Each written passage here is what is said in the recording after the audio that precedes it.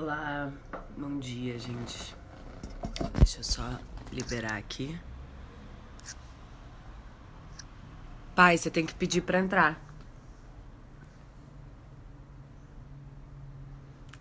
Ah, pronto. Funciona horizontal ou é melhor na vertical? Olá! Ah, então, assim não Você tá ao funciona contrário, mesmo. assim. Pronto. Agora eu posso fazer assim também, que fica engraçado, olha. Perfeito. Cada um no seu quadrado. Reflexos. Bom dia, gente. Eu vou dar uma introduzida. Primeiro, agradecer a Cura, né, que é esse projeto da Camila Yunis, enfim, que pensa a arte, da consultoria de arte, enfim, faz um trabalho incrível. E esse convite, né, que foi, sei lá, pensar sobre isso. Acho que é a primeira live, a primeira vez que a gente fala em público, né, sei lá o que é isso, juntos. E fiquei sem dormir essa noite. Mas agora já achando que vai dar tudo certo.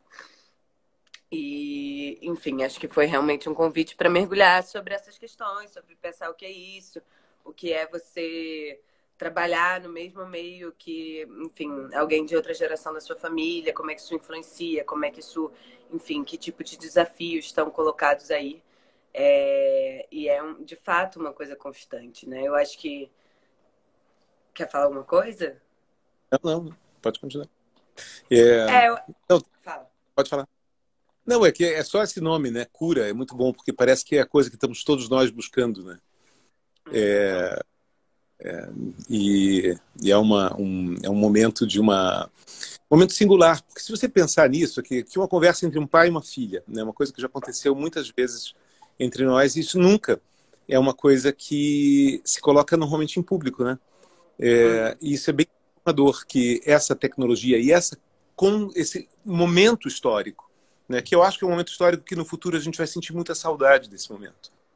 Né? Ai, pai. Um, eu acho que tem muita coisa, muita significação de formas de encontro, de reflexão, Sim, de um espaço, sim.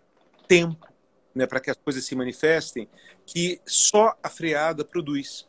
Né? E produz até coisas tão bonitas quanto isso. Quer dizer, pai e filha, sobre pontos de vista diferentes de uma mesma coisa, né, compartilhando esses pontos de vista de forma aberta, que isso germine em outras cabeças. Isso não aconteceria se não fosse esse contexto.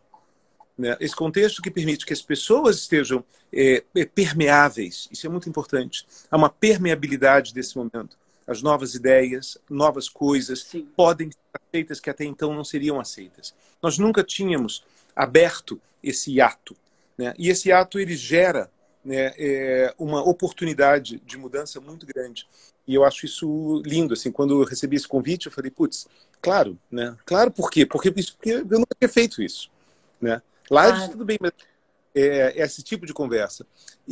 Ao mesmo tempo, quer dizer, eu e você, que, assim, essa filha que eu amo loucamente, a gente pensa diferente, né?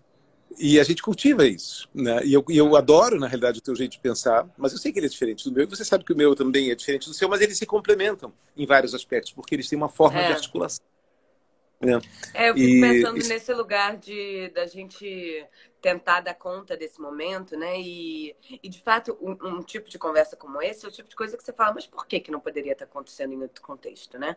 Mas de fato existem tempos internos aí que estão sendo acessados que esgarçam um pouco a possibilidade da gente imaginar, conectar, fazer relações, ter menos medo de expor certas vulnerabilidades, né? De colocar certas coisas na mesa nesse sentido, mas eu acho que ao mesmo tempo tem um perigo assim muito sutil, sabe, da gente idealizar qualquer coisa que esteja acontecendo nesse momento, sabe? Por mais que seja um convite à reflexão, à introspecção, a gente tentar digerir as coisas de outra forma, tentar mudar o nosso jeito de viver, de se relacionar com as coisas, com o alimento, com o lixo, com tudo, assim. Acho que realmente é um grande convite. Mas ao mesmo tempo não dá para romantizar esse momento, sabe? Isso tudo tá vindo então, de uma maneira muito dolorosa. eu acho Muita que não é morte. romantizar. Ninguém está romantizando a epidemia. Tem uma diferença muito clara, né, a gente tem que separar os processos. Né? Você tem um processo que é um processo de uma epidemia, um problema de saúde pública, que é uma coisa. Sim. Que é uma coisa séria, grave, global, de dimensão inédita nas nossas vidas, que é uma dor enorme para todo mundo que está sofrendo isso. Isso é uma coisa. A outra coisa é uma coisa chamada quarentena. E quarentena não é necessariamente a mesma coisa. Né? Todos nós poderíamos estar em algum outro momento histórico e também decretar uma quarentena, por razões políticas, por guerra, por outras razões quaisquer. Né? A quarentena é uma espécie de prisão domiciliar. Né? Ela é uma espécie de punição, né? À sociedade diante de uma ameaça mais grave do que o que essa punição é. Essa quarentena é uma coisa, é um evento em si, diferente da epidemia. Né? A maior parte das pessoas que estão vivendo no mundo não estão vivendo na carne a epidemia, estão vivendo na carne a quarentena. Algumas pessoas estão vivendo a epidemia. Então, são processos realmente distintos. Em outros países, assim, a quarentena não foi decretada da mesma forma. Em outros foi ainda mais forte. Porque ela tem outras... Então, ou seja, o que me interessa todo é o estágio de permeabilidade. Isso é que eu acho que é chave. Ou seja, todo mundo está aberto a um novo acordo. É possível mudar os acordos, simbólicos, e isso é muito interessante. Eu até fiz uma pergunta esses dias, né, para o Ai Weiwei, na sexta-feira, que era isso, ou seja, é possível fazer arte hoje que não se reflita a esse momento que nós estamos vivendo?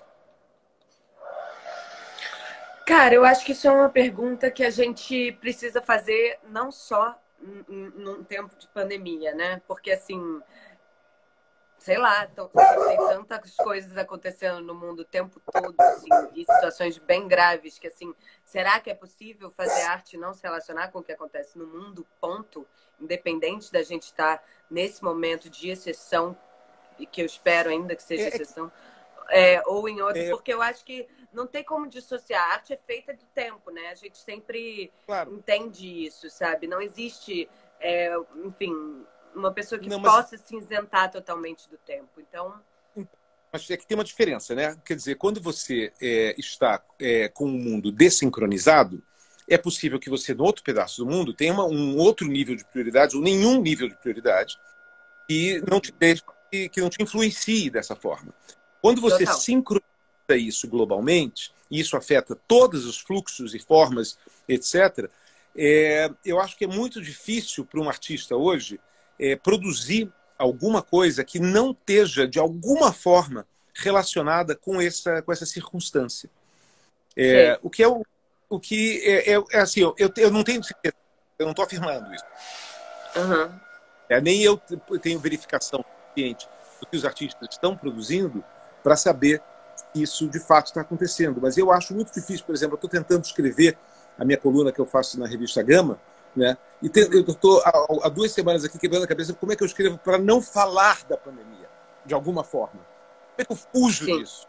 E a energia é muito difícil, né? Porque parece que tem uma gravitação muito forte que nos traz para esse lugar. Né? Mas eu tô te ouvindo e eu acho que é maravilhoso, na verdade, esse ponto, porque eu acho que dá uma... É muito... vou explicar, tá? Tem dois caminhos possíveis para se entender isso. Um que é, o mundo está sempre conectado. Alguém que está num lugar, sei lá, privilegiado do mundo, fazendo um trabalho artístico que está totalmente isento de tudo que está acontecendo, aquele contexto, aquela comida, aquele lugar, aquele rio limpo, enfim, tudo aquilo está conectado com outras coisas no mundo, sem dúvida. E talvez a pandemia tenha revelado essas conexões que já existem, porque as pessoas estão vivendo na própria pele, pela primeira vez. Pela primeira não, mas uma das poucas vezes, pelo menos no século XXI, com certeza, de estarem compartilhando algo, né? Isso é muito louco, porque de fato provoca uma consciência humana, né? De alguma forma, por mais que sempre alguns estejam passando por isso de forma totalmente diferente de outros. E aí a gente vai revelando cada vez mais os privilégios, as diferenças, os contextos. Vem cá, tá cheio de barulho aqui, tá te atrapalhando? Você tá ouvindo? Não, não, é um avião que passou aqui e vai passar aí. Ah, tá. A gente mora a 5 minutos de distância e, enfim, não estamos pertinho. O Ângelo fez um comentário: não se pode separar a quarentena da pandemia, e mais importante, do momento político brasileiro. Concordo totalmente, Ângelo. É. Essas coisas vão imprimir para todo mundo. E Mas tem esse uma. ponto que você está falando é isso: a gente está com as mentes sequestrada. Para mim, desde 2016, sabe? Tipo, politicamente, eu fui, sabe, mentalmente sequestrada, porque a partir de então, qualquer manifestação, para mim, tem que ser política, assim. E passei a, sei lá, me conscientizar muito disso. Eu lembro que você falava muito disso, né? Quando eu era adolescente, eu era totalmente isenta, né? É, Cresci ali num contexto que eu realmente não me implicava no mundo. Assim, a minha irmã, Henrica, sempre foi muito mais ativista e preocupada. Enfim, hoje em dia, enfim, tem todos esses contextos internos familiares também, né? Porque tenho, se em algum lugar eu me coloco no mundo enquanto curadora, com algum tipo de pensamento, isso vem de várias camadas de transformação, né? E você, enquanto meu pai, viu todas essas camadas de transformação, né? Tipo, em algum lugar você acompanhou e por um lado você pode me revelar, sabe? Tipo, tem essas, sei lá, sutilezas também, né? Do processo de compartilhar uma uma profissão, né? E é uma coisa que, não sei, acho que seria legal, além da gente também comentar a situação que está acontecendo agora, como que a gente está passando por isso, e, enfim, emanar essa tentativa, né? Porque são tentativas, a gente não vai dar conta desse momento. Por isso que, às vezes, eu acho que talvez a resposta para esse artigo que você está escrevendo para a Gama seja um pouco isso, sabe? Vamos parar de tentar dar conta, sabe? Vamos parar de tentar criar grandes explicações verdadeiras sobre o que estamos vivendo. Estamos vivendo um momento tenebroso, sabe? E a gente não vai dar conta de entender ele agora, não vai dar conta. Então, vamos é, projetar, agora. caminhar, transformar e pensar o É, presente, sabe? é, Mas eu acho que eu, eu tenho um pouco essa curiosidade, acho que poderia ser legal a gente falar também um pouco sim. desses nossos caminhos, assim. Olha, o Rafa Moraes fez um comentário aqui. Hoje, Dia Internacional contra a Homofobia. Qual a reflexão de vocês? Bom, a gente pode super compartilhar disso, assim. Eu me relacionei com mulheres a vida toda, assim, até um certo momento. Enfim, meu pai sempre foi uma pessoa muito importante em apoiar, em estar perto, em entender esse contexto junto, assim, e até de lidar com isso tudo com muita naturalidade, assim. Claro que, de novo, a gente tem várias camadas, mas enfim, eu acho que a gente podia contar um pouco, pai, também das caminhadas, sabe? Tipo, um pouco das Sim, trajetórias. Eu tenho vontade de expor um pouco esse seu sim. caminho e o meu, e a gente fazer essa brincadeira de conexões e desconexões. Nenhum de nós saiu de casa para ser curador, né? Não. É, a gente saiu de casa em busca de alguma coisa. E eu acho que, na realidade, o que acontece, que é uma coisa interessante, é que o que mudou, na realidade, foi a ideia de curadoria. Ou seja, a curadoria que até então, quando eu era estudante do seu tempo, era apenas aquela pessoa que cuidava de uma eu cuidava de uma coisa e apenas cuidava para que aquilo estivesse mais ou menos em ordem, mais ou menos fizesse um certo sentido. Com o passar dos tempos, essa palavra foi expandindo de conceito até o ponto que ela conseguiu abarcar pessoas como nós.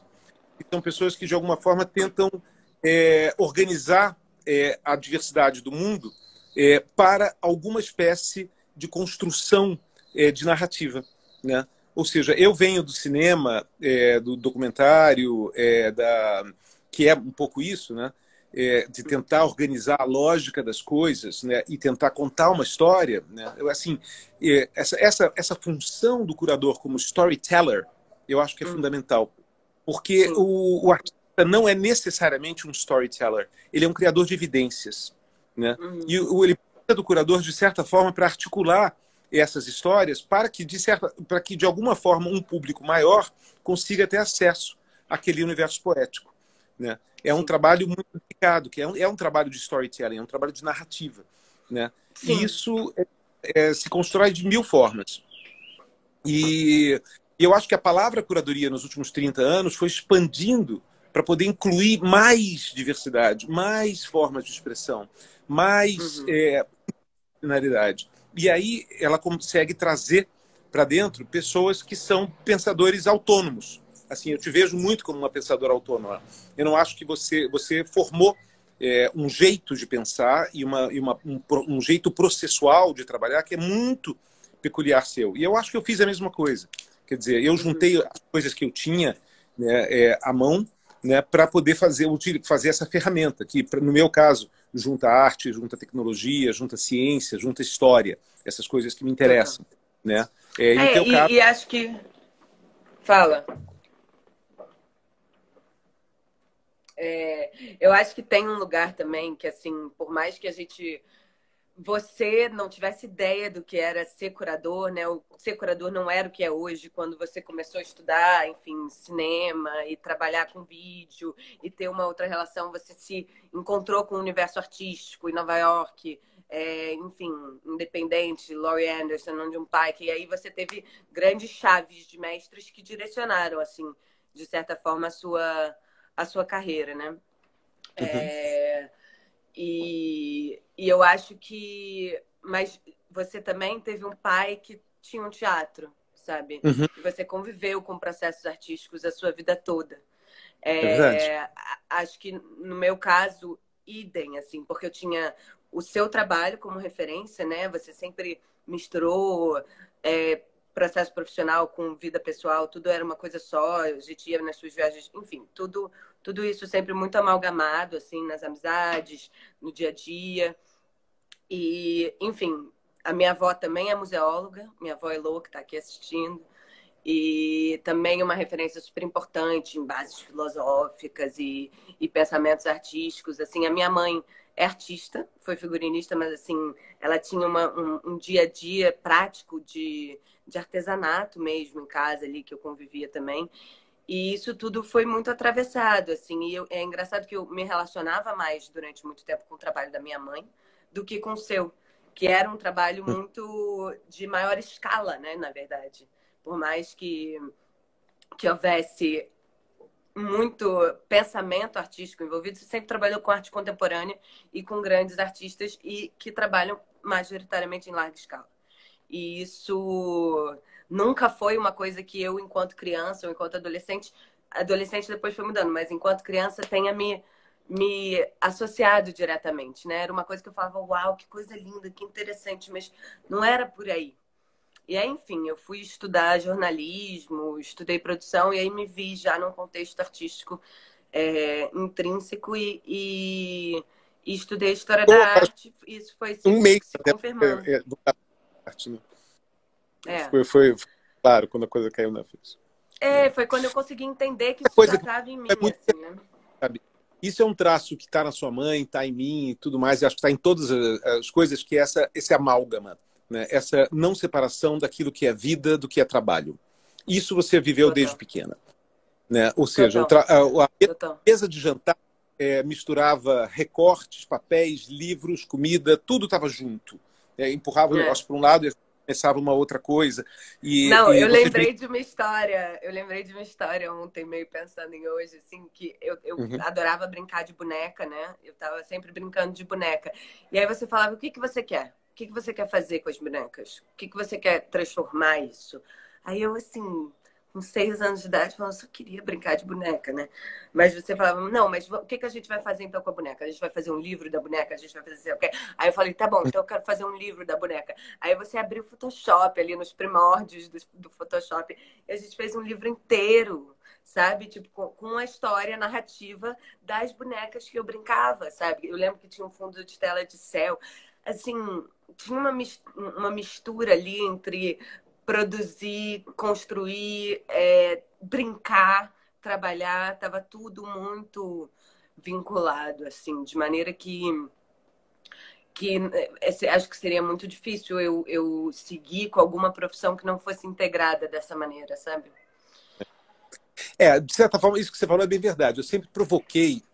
Eu acho que qualquer coisa que você fizer, qualquer manifestação expressiva, ela precisa resultar em alguma coisa. Isso é um movimento muito meu. Ou seja, como é que você transforma isso em alguma coisa? Você vai virar Exato. vamos arrumar isso aqui. Lembra quando a gente criou uma grife de moda para você? Você ficou desesperada. Ou seja, eram todas as formas, na realidade, porque eram formas de dizer como é que a gente tangibiliza isso para que ele saia do seu universo e expanda para o mundo. Né? Esse sentido Sim. expansivo é um movimento que eu acho que é um traço muito meu. Assim, eu quero transformar as coisas. Né? Sim. Quero transformar coisas. Eu sou uma usina de transformação. Me dá qualquer insumo que eu vou dar algum produto para o outro lado. E eu acho que entender que tudo é matéria-prima para a criatividade, tudo é matéria-prima para a expressão, é maravilhoso. Assim, isso é muito, Sim. muito bom. Ou seja, qualquer cocô de cachorro, um adubo, sabe? Isso foi sempre muito claro, né? Que assim, não importava o caminho, não importava o que você quer ser, mas assim, acredite nisso, sabe? Eu acho que a mensagem sempre foi um pouco essa, sabe? Nada vai ser tanto faz. Tanto faz não vale a pena, sabe? Sim. Se você não está realmente apaixonado e acreditando naquilo que você está fazendo e, enfim, indo levando isso, né? E se encantando e com encantamento, aí eu acho que era onde a coisa um pouco se quebrava, sabe? E os motivos certos, né? Por fazer as coisas, sabe? Para que você quer fazer isso? Para que você quer ser curadora? Eu me lembro de você me perguntar isso. Mas eu acho que essas razões a gente só descobre depois, viu? De verdade. Elas Boa vão parte mudar das o tempo coisas, inteiro, é dinâmico. quase tudo que eu fiz na vida, eu fiz porque eu não sabia fazer. Sim. Porque eu queria aprender a fazer aquilo, então eu aproveitava, eu conduzia a minha educação em público, entendeu? A gente ia fazendo o que, porra, a gente não sabe. Cacilda, vamos embora, vamos. É muito. Eu fiz até alguns recortes assim de frases que você já me trouxe na vida, tanto através de projetos, porque a gente troca muito, né, em relação ao nosso trabalho. Assim, eu acho que eu fiz uma escolha cedo no meu processo de trabalho que foi de trabalhar, de tentar não trabalhar com você, né? Que era muito sobre eu construir o meu próprio caminho, descobrir as minhas próprias referências, e isso foi muito fundamental, né? Porque trouxe saúde para nossa relação, num lugar que você faz o seu trabalho, eu faço o meu, e a gente pode se encontrar nessa troca, né? E a gente já é pai e filha, né? A gente não precisa ser tudo isso, senão seriam muitos lugares para ocupar. Mas eu me lembro muito, assim, peguei 3 frases, assim, que foram diretrizes super importantes para mim.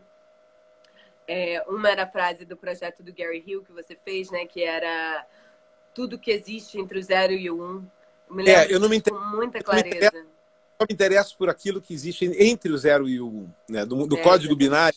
Exatamente. Nesse mundo binário, ele falou: não estou interessado nem no 0 nem no 1, estou interessado naquilo que existe entre. Exatamente. E outra coisa, assim, me lembro muito de você falar exatamente isso que você tinha falado anteriormente, assim, filha, você tá com medo? Aí eu falava, tô. Aí você falava, então tá valendo a pena. É. Então vai, sabe? Tipo, inclusive, assim, até uma expressão esdrúxula, mas era isso, sabe? Tipo. Se te dá um frio na barriga, go for it. Né? Vai em Exatamente. Se frente. você não sabe o que você tá fazendo, vai. Porque vai ser. E eu assim, quantas vezes, né, na minha caminhada, eu já me vi exatamente fazendo coisas que eu não tinha a menor ideia, né? Assim, e agradeço muito também, foi muito importante isso da gente ter mutuamente entendido a necessidade da gente não trabalhar juntos, pelo menos por um tempo, né? E eu pude ter os meus próprios mestres, né? As minhas próprias referências também, sabe? Enfim, Johan, Júlia, pessoas aí que até hoje são interlocutores muito, muito, muito importantes assim para mim e que se eu tivesse ficado embaixo da sua asa, talvez eu não tivesse, enfim, Não, eu acho ido que não tem que ficar. nesses outros lugares. Eu acho que a beleza disso é que todos esses processos eles se alimentam, entendeu? E seria totalmente errado você tirar, ou seja, um curador não é o filhote de alguém, ele precisa ser uma entidade autônoma, né? Mas é Sim, fundamental. O curador Sim. ele vai beber, mas ele precisa ter uma autonomia e uma identidade própria, assim como um artista, assim como todo mundo. Ou seja, você É. precisa criar. Eu sempre entendi isso de maneira muito forte. Eu nunca quis que você fosse minha herdeira, de maneira alguma. Eu queria que você fosse você. E eu te admiro pelo caminho que você foi fazendo. E eu adoro ficar indo lá quietinho no cantinho, só vendo a filha, né, fazendo as suas articulações, encontrando os seus caminhos de pensamento. E isso é muito mais, né?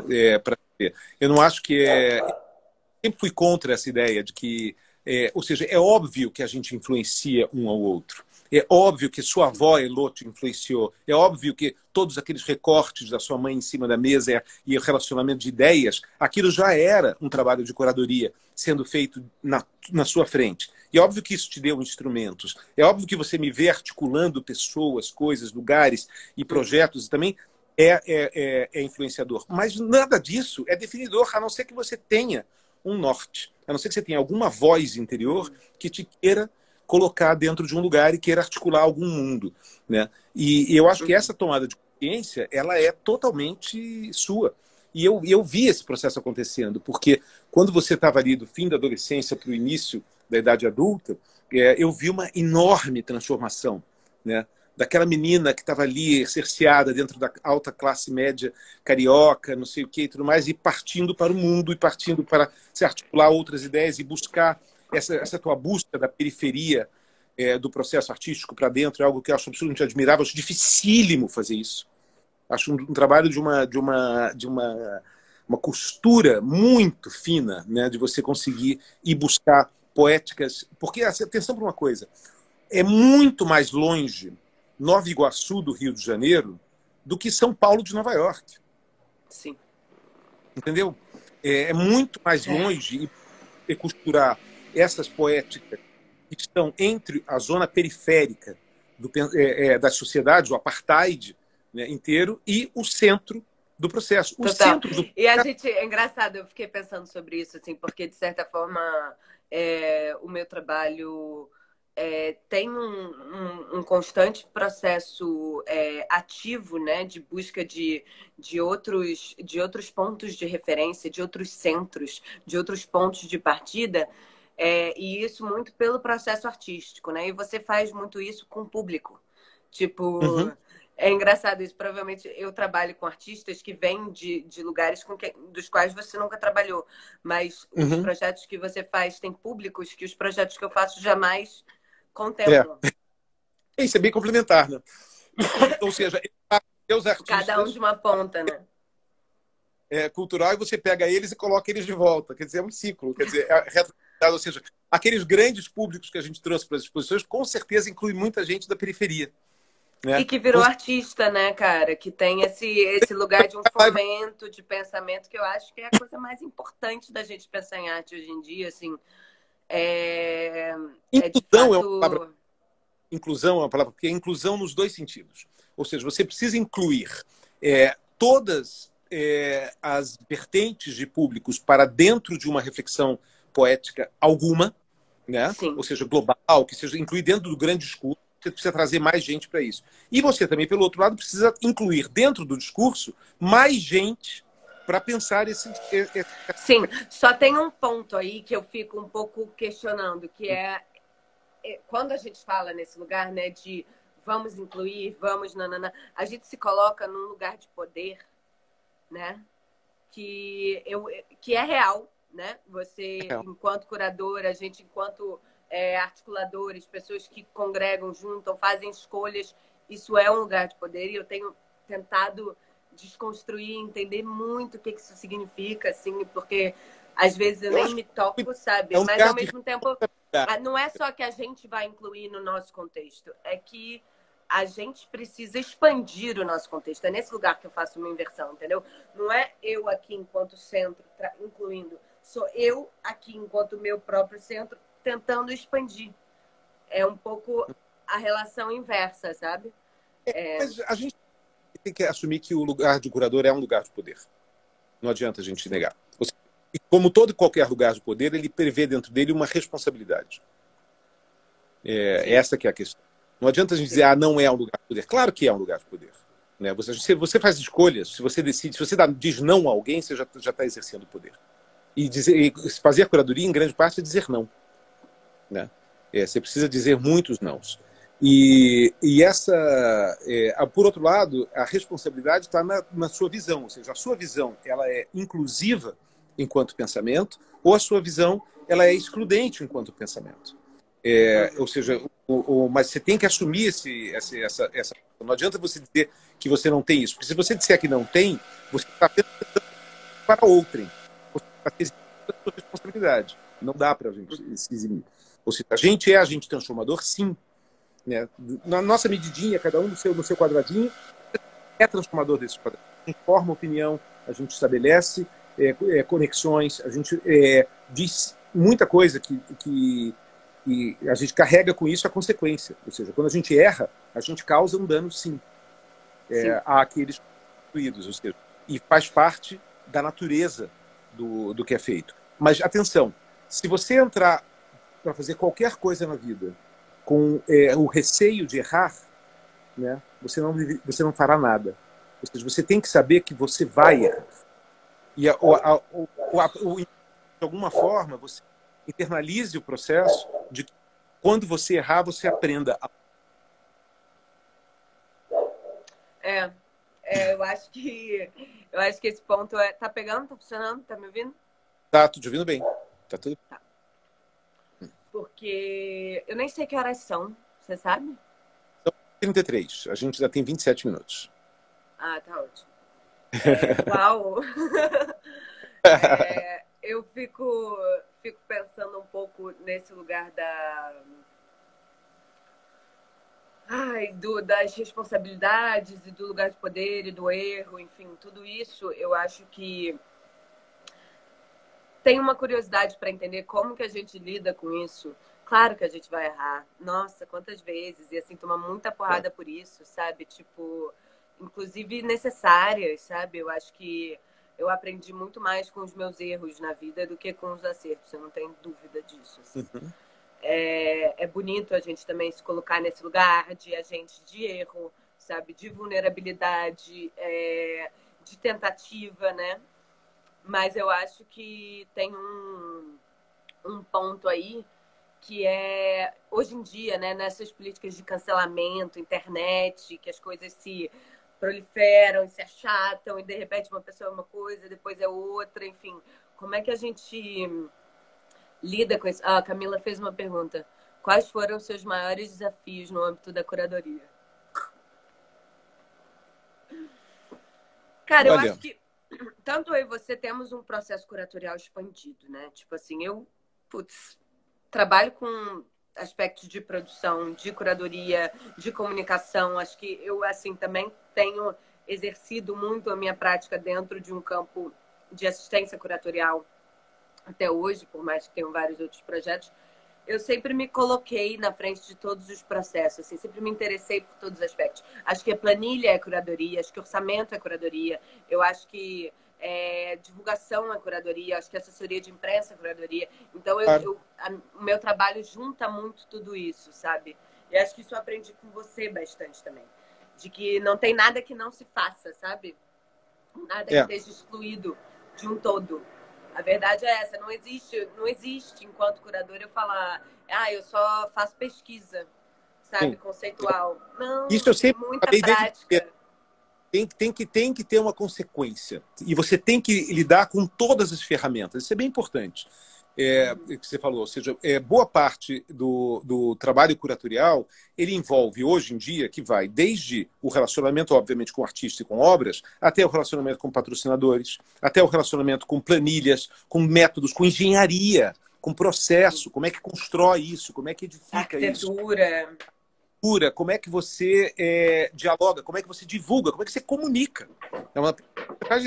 A ideia é do cacete, mas assim, você vai conseguir fazer com que essa ideia passe pela agulhinha fina, né, de como a mídia sintetiza as coisas. Ou seja, você vai conseguir virar um tweet, né, para que as pessoas entendam o que aquilo é. Você vai conseguir transformar aquilo. Como é que aquilo vai se ativar de outras formas?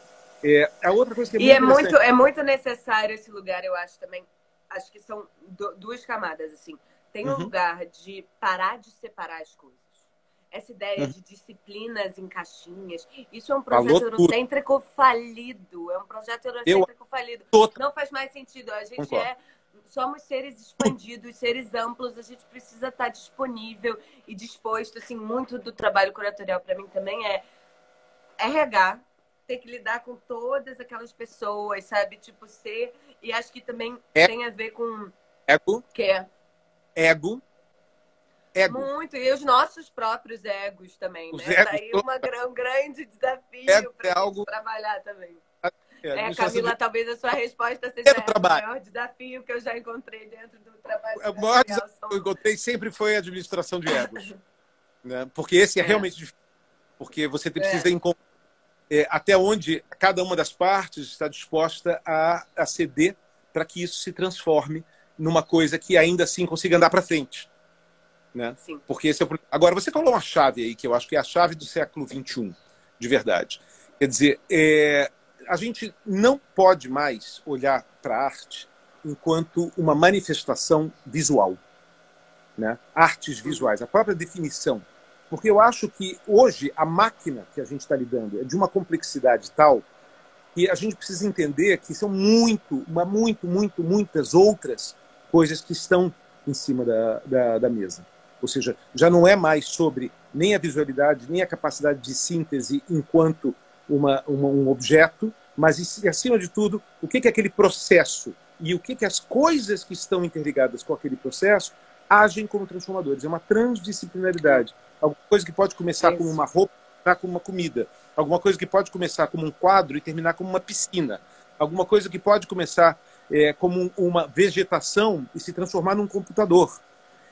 Ou seja, essa capacidade das coisas serem elementos transformadores em si, ou seja, você não está mais olhando para o objeto final, você está olhando para a história desse objeto dentro de um contexto. Então, é muito mais complexo montar isso. Mas atenção para uma coisa. O mecanismo de storytelling, né, de narrativa para isso, é estrutural. Entendeu? A coisa mais importante que você passa a ter... Eu estava conversando com o Christian Boltanski outro dia, era exatamente sobre isso. Ele falou, Marcelo, não é mais importante o objeto do que eu faço. Só é importante a história dele. O objeto é irrelevante. Né? Eu posso contar... Isso dentro de um campo artístico conceitual específico, né, pai? Tem que considerar isso. Caso dele. O que eu tô falando é que o que se entende como arte precisa ser expandido. Assim, tem muitos fazeres que estão excluídos, né, desse trabalho, como muitos fazeres já existentes dentro do processo curatorial que estão excluídos, por exemplo, de uma academia, né, ou de um aprendizado, sei lá, você estuda curadoria, estuda história da arte, ninguém te ensina a mexer em planilha, ninguém te ensina a fazer catálogo, enfim. Mas eu acho que isso é um campo. O outro campo é isso que você está falando, assim, que tem um lado que é dentro da arte conceitual, tudo cabe, né? O copo da água, são as ideias que estão valendo ali, tá tudo certo. Estamos aí desde os anos 60, mas tem um lugar que eu acho que é mais contextual do que conceitual. Sim. Que é certos fazeres que vêm de certos contextos que não são considerados artísticos e que, porque não estão dentro de uma escola de artes visuais, que nem considera o que seriam artes plásticas, mas que são processos artísticos, poéticos, artesanais, enfim, várias camadas aí, sabe? Mas fizeram uma pergunta aqui que eu fiquei curiosa, assim, acho que é importante responder. Não sei quem fez, Liz. A imparcialidade é indispensável a uma boa curadoria? Para mim, é impossível e não existe imparcialidade. É uma resposta que eu queria dar, assim, porque eu acho que imparcialidade é um conceito que a gente tem que esquecer. Cada um de nós viemos de um lugar, temos uma bagagem, somos parciais, pensamos de uma forma, somos parciais. Então, assim, para mim é indispensável uma boa curadoria, honestidade e não imparcialidade, sabe? É bom você dizer isso. Eu fiquei lembrando outro dia, quando a gente estava conversando em casa, para falar uma coisa íntima aqui, mas e eu falando, poxa, é tão interessante até onde os rincões que você está indo no Brasil e não sei o quê, e toda coisa, e você olhou para mim e falou, pai, ainda sou uma garota do Leblon. Ai, que horror, pai. Para, não, não sou mais. Mas é isso, Não, meu contexto é esse, de fato. é isso. Cresci ali, tem essa Ou história seja, e, tipo, tem tenho que esse considerar lugar. isso o tempo todo. Você tem que considerar isso o tempo todo, que você nunca vai ser a outra coisa. Você nunca vai conseguir deixar de ser o que você é. Né? Por mais que o seu coração Claro. e o seu desejo de honestidade seja grande, você tem um ponto de origem, de pensamento, de formação, que é muito fundamental. E não dá para a gente negar que esse olhar está dentro do processo. É lógico que a gente quer que ele seja mais inclusivo e toda Desconstruído. coisa, mas assim, é um esforço. Você. Eu não consigo nem imaginar o que é ser totalmente imparcial. Porque você é um lugar que não existe. Entendeu? Ou seja, o imparcial é aquela pessoa que veio de lugar algum. Né? Não, Ou e a seja, que gente não já traz viu tantos consigo. Né? processos de tentativa de a imparcialidade é um pensamento da universalidade que também é inexistente. A Lembro. antropologia nasce disso, né? E já se desconstruiu, já se entendeu que é impossível. Imagina que em algum momento o projeto moderno de mundo considerava que um ser humano, homem branco europeu, poderia chegar, sabe, numa aldeia indígena e ser imparcial enquanto esse olhar, que ideia Não é possível. imbecil, sabe? Tipo, a imparcialidade, a universalidade, o ponto zero, isso, assim, para mim é projeto, é um projeto de mundo que já acabou, sabe? É. E ao mesmo tempo, você tentar ser imparcial é você não assumir a responsabilidade. Do seu E olhar, aí, o seu olhar, que é uma coisa, que é algo a ser construído. Então, isso que é é exatamente fundamental. o que a gente estava falando sobre a responsabilidade dos espaços de poder e tudo isso. Do espaço de poder, com certeza. A gente foi, né? A tua formação em Londres e todo o teu caminho e tudo mais, ele resulta numa coisa curiosa, né? Porque você foi para longe, né? Olhar o mundo a partir de um ponto de vista, de certa forma, eurocêntrico, né? Para vir para o Brasil e começar uma pesquisa que começou a olhar exatamente pelo outro lado. Ou seja, você precisou desse Mas na financiamento verdade para foi lá. É aquela minha música esfera. do Gil, né? Como se ter ido fosse necessário para voltar. E acho que foi muito isso, assim, o meu processo lá. Eu não consegui lá, assim, todos os livros, todos os textos, tudo se relacionava à Europa ou aos Estados Unidos, assim. Isso sem que eu até conseguisse processar internamente, mesmo estudando numa escola de esquerda, com um pensamento totalmente, enfim, nesse campo da experimentação e tal, eu sentia essa discrepância muito grande, assim. E desde lá eu comecei a escrever todos os meus textos, todos os meus ensaios, todas as minhas pesquisas sobre artistas brasileiros, né? A minha tese foi sobre o Ricardo Basbaum, fiz outro projeto do Paulo Nazaré, enfim, todos os artistas que eu trabalhei naquela época em Londres, quando eu estava estudando na Goldsmiths, foram artistas da América Latina. E isso era para mim uma dupla passagem também, que era um pouco a única coisa que só eu posso trazer para esse lugar é isso, sabe? Sim. Eu, enquanto brasileira, estudando história, é a única num período de tempo. Claro que já tiveram várias pessoas brasileiras estudando história da arte lá, mas assim, não é tão comum assim. E se eu fizesse um texto sobre sei lá, Sol Lewitt, sabe? Tipo, eu estaria traindo as minhas essências muito profundamente, sabe? Será? Cara, sim, porque de alguma forma a gente é um corpo específico no mundo, né? O conhecimento que eu tenho acesso de possibilidade de pesquisa sobre a arte brasileira e latino-americana naquele contexto, só eu podia fazer.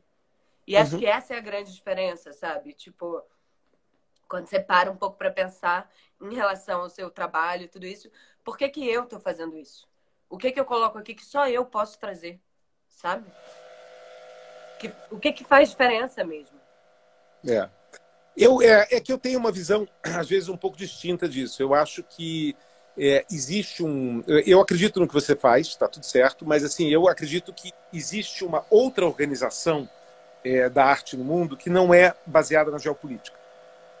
Ou seja, ela é baseada em territórios de afinidade que vão por um caminho próprio da arte. Ou seja, eu consigo várias vezes olhar num artista japonês, ou num artista coreano, ou num artista africano, elementos de articulação que fazem totalmente sentido sobre uma outra estrutura temática que ultrapassa a geopolítica. Eu não acho que a geopolítica ela é absolutamente definidora de todas as práticas artísticas. Tudo bem, eu entendo o desejo de olhar para o mundo dessa forma, mas se você pensa em todos os processos artísticos do século XX, tá? Uhum. Abstrato, enfim, expressionismo abstrato, minimalismo, tudo isso. De onde são essas pessoas? Não, eu acho que isso é um problema, eu discordo, eu acho que isso é um problema dos historiadores da arte. Os que contaram essa história para o mundo, os historiadores são desse um lugar. E eles vão contar essa história, e essa história foi sacramentada a partir dessas pessoas. Isso não quer dizer que essa arte não estava acontecendo em outros lugares. Entendeu? Quando você vê uma Zília Sanches saindo de Porto Rico, ninguém sabia do que ela estava fazendo. Ela estava fazendo coisas que o Hélio Oiticica estava fazendo no Brasil e ninguém sabia um do outro. Sabe? Quando você conecta elementos bem distantes de processos que chegam às mesmas conclusões, mas estavam periféricos à observação de certos curadores e de certos historiadores que decidiram contar a história por esse caminho. Não quer dizer que a arte não estava acontecendo desse jeito. Né? Quando eu olho pré-colombiano... Mas aí eu acho que a gente precisa mudar os termos. Mudar os termos. Você tem que começar a chamar de minimalismo europeu. Tudo bem.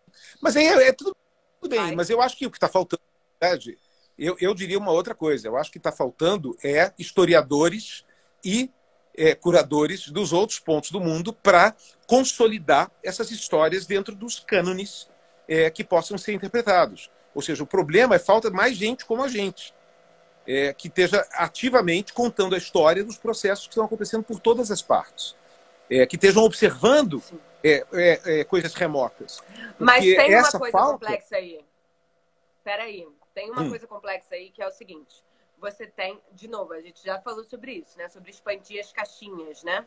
Sobre, então, o fazer curatorial não pode estar limitado a uma coisa, como é que a gente trabalha esse pensamento expansivo, como é que a gente troca com isso. E aí, se eu tento identificar no mundo processos minimalistas que têm a sua base construída na Europa, nos Estados Unidos, com uma perspectiva específica, eu vou estar tentando trazer outras coisas para essa caixinha. Mas será que elas cabem nessa caixinha? Se essas pessoas têm vivências de mundo diferentes, se essas pessoas já passaram fome ou não, se essas pessoas já... Sabe? Será que elas cabem na mesma caixinha? Talvez seja outra caixinha. Seja uma caixinha mais fluida. Entendeu? Seja uma caixa... O que eu estou querendo dizer é que é possível estabelecer relações e conexões interculturais mais amplas, que se expandam além do território geopolítico e que abram possibilidades de reflexão, de dizer, meu Deus, que interessante, a partir de pontos de vista muito distintos, né, essas pessoas chegaram a conclusões parecidas, conclusões estéticas, conclusões experienciais parecidas, a partir de origens muito distintas. Isso, para mim, é muito mais legal a respeito da linguagem da arte no mundo, ou seja, isso mostra o poder da arte, quer dizer que a arte não é presa, amarrada pelo seu contexto de origem, mas que ela é capaz de catapultar, né, por cima das fronteiras e das barreiras culturais e da língua e de todas as coisas que acontecem para produzir um efeito semelhante, né? E aí a gente olha assim, a partir que a gente pode chamar de periférico. Eu detesto essa palavra porque na realidade periférico estabelece que existe um centro, e eu sempre digo, o centro é um, para você o centro é outro, então temos um problema, né? Porque eu posso ser a sua periferia, você é a minha, tanto faz.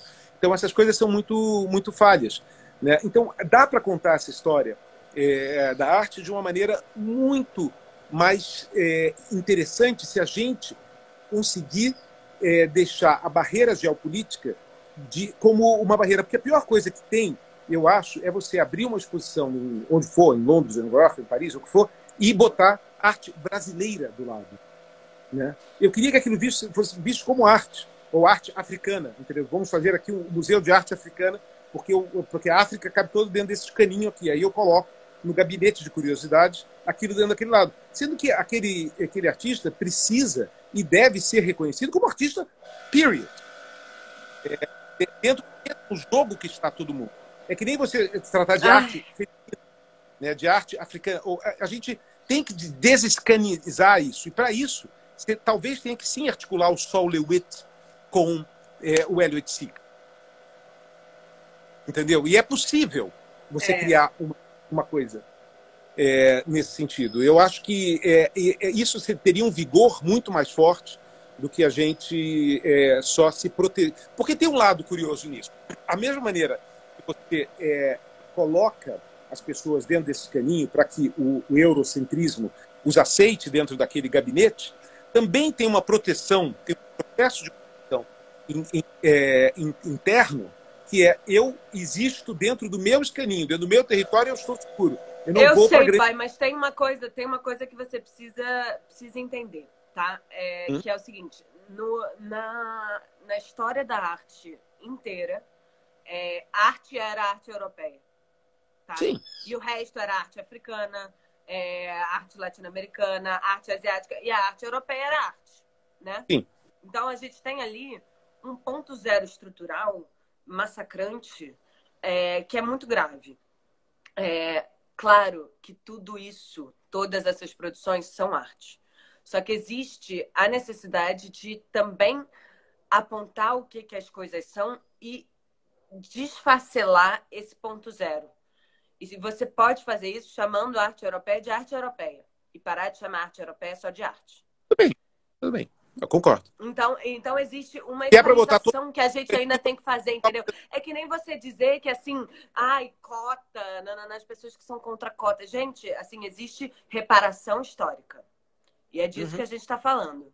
De reparação histórica. E nas narrativas artísticas, precisa de muita reparação histórica. E, assim, parar de dizer África e dizer Gana. E dizer África do Sul, e dizer Senegal, e dizer Egito. Calma. Porque são muitas especificidades. Eu não parti. Ela Natsui. Uou! E dizer o nome do artista. Tá num banquinho aqui, tá super mambembe, mas tudo bem, tá funcionando. Ou seja, eu não preciso, na realidade, geolocalizar necessariamente a pessoa para que ela possa existir. Ela pode existir por conta própria, ela tem uma autonomia. Agora, tem uma coisa, quer dizer, todo o processo de cotas e todo o processo de escaninhos e tudo mais, às vezes, ele é válido como um processo transitório, como uma compensação. Eu concordo com você, total. Mas o ideal é que isso não fique assim. O ideal é que, na longa estrada, tudo se torne uma grande avenida onde todas as coisas possam circular com as múltiplas origens dentro desse lugar. E é para esse lugar que eu olho. Né? Eu olho para um lugar... Mas está tão longe, cara. Olha o que as pessoas fazem com refugiados, sabe? Hã? O que foi? Eu olho longe. Que eu quero que essas coisas todas migrem para um lugar do simbólico. Né? E a Kika está falando aqui, até porque são fronteiras geopolíticas e não uma criação artificial. Gente, a gente tem 5 minutos, é isso, pai? 5 minutos. Mas, assim, esse é o grande desafio. É a gente quebrar essas fronteiras que, inclusive, nem foram feitas em grande parte pelas próprias pessoas que estão vivendo essas fronteiras. Isso que é uma coisa importante de se dizer. Ou seja, as fronteiras do Brasil foram negociadas pelos portugueses e espanhóis, né? Não foram, sabe? Tordesilhas foi estabelecida antes. Claro, são invenções absurdas. Eu acho que, na verdade, o único jeito desse mundo que você está projetando, que nós todos projetamos, mas que cada um vê na sua distância, ele só vai ser possível se as fronteiras forem reavaliadas. Eu acho que tem a ver com fronteira, tem a ver com limite. Mas assim, tudo bem. Vamos lá. A gente não vai... Eu, curador, você, curador, a gente não vai negociar as fronteiras dos países africanos. Vamos combinar, né? Não, eu muito menos, que não sou de lá, e você muito menos também. Mas tem que ser definido pelas próprias pessoas. Gente, se eu começar a falar sobre distribuição de terra no Brasil, a gente não precisa ter a África, talvez, não. A gente pode falar daqui. Pernambuco decida que não faça parte do Brasil. Entendeu? Porque Pernambuco tem uma identidade própria. Ele pode descobrir que talvez não quer fazer parte dessa meleca toda. Entendeu? E por aí vai. Quer dizer, isso faz parte do... Mas tudo bem, eu não tô discutindo a geopolítica, porque não é nosso território. Mas a arte permite projetar esse mundo imaginário, em que a geopolítica não existe. Ou seja, eu quero apagar as fronteiras dos mapas e permitir que o relevo, né, artístico, que o relevo expressivo desses povos e dessas pessoas e dessas sínteses, que às vezes não são nem feitos por pessoas, são feitos por coletividades. Né? Quando a gente vê a arte indígena, por exemplo, ela não é feita por um autor, ela é feita por um processo coletivo e edifica alguma coisa. O que me interessa é olhar esse mundo não mais sobre um ponto de vista mapa, mas sobre um ponto de vista de relevos de expressão artística. Nossa, total. Mudar essas cartografias, parar de Mudar, colocar bandeira, enfim, muita coisa mudar aí. o ângulo da visão. Porque, inclusive, eu acho que uma das coisas mais errôneas que eu já vi no mundo, esse foi uma das melhores experiências que eu tive. Eu estive uma vez em Boston, num Pai, lugar a gente chamado... tem muito pouco tempo. Em minuto eu vou falar isso. Chamado Maparium. Que mostrou pela primeira vez o mundo visto por dentro dele, não por fora. Ou seja, você está aí, você entende o quanto